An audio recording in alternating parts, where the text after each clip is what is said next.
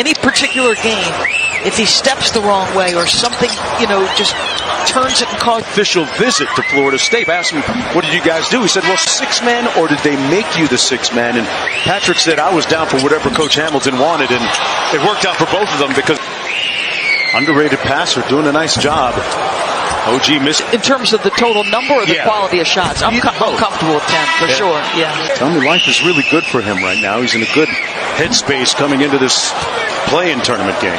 That's, to me, a guy who the handle is maybe not as tight. Okay, against DeRozan, a chance to put it up to a 20-point advantage for Toronto. Misses the first. The sense this guy thinks he can do more offensively.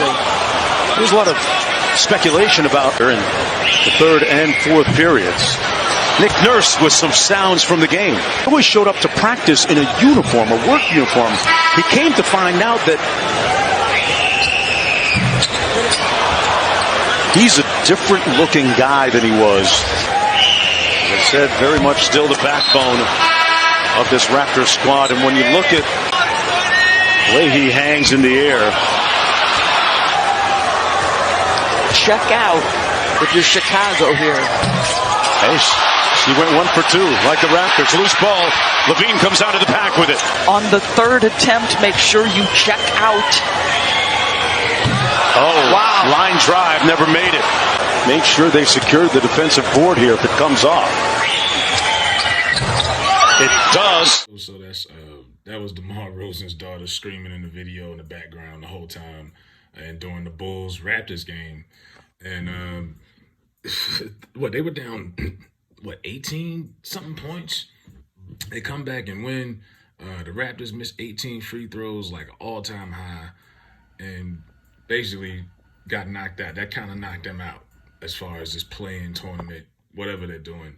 And apparently after the game, they had to escort DeMar DeRozan's daughter out because she was getting threats from the Raptors fans. Now, he says the only reason she was even there is because, he played there for 9 years.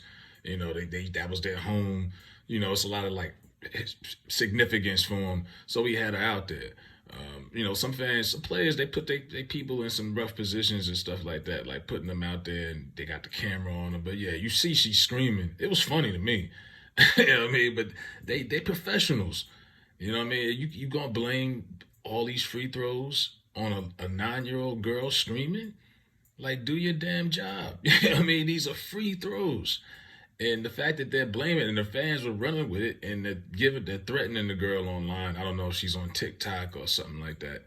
I completely understand why Steph Curry and them stopped putting Riley out there. Because a lot of these you got weirdos out here, pedos. There's no telling what kind of stuff people were sending this girl online. So they had to put that out there. And he said she wasn't going to come to the next game. They had the Bulls game with the Heat the other night. She wasn't there. He said something about she missed school to go to the last game, so he wasn't going to have her at this one. Protection-wise, I don't think nobody would have really did nothing, but I get him. Probably feels like he put his daughter at risk, but that's some lousy dweeb shit as a fan. You got realistic fans that know, first of all, y'all weren't doing anything anyway, Raptors fans. Like, y'all weren't going nowhere. There was no reason for you to be this mad. This was not the finals. This wasn't the playoffs. You weren't that good. You were in the playoff tournament or play-in thing for a reason. Like, what are you so angry about? Like, be mad at the guys, the pros, for missing all the free throws. Like, that's their job.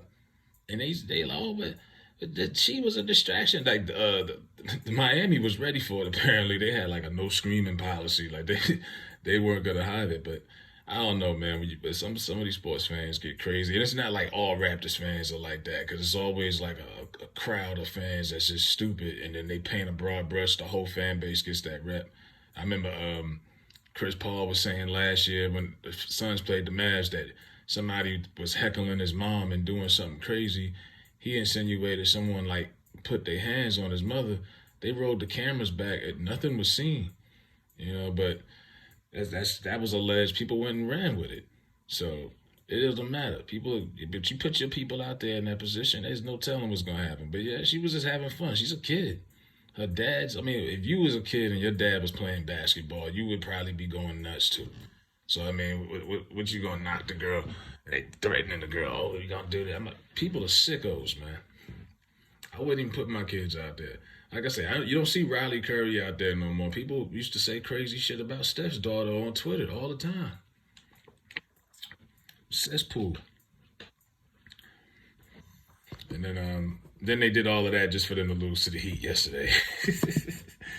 And now, so is it Miami's going to the playoffs and the Bulls are going home.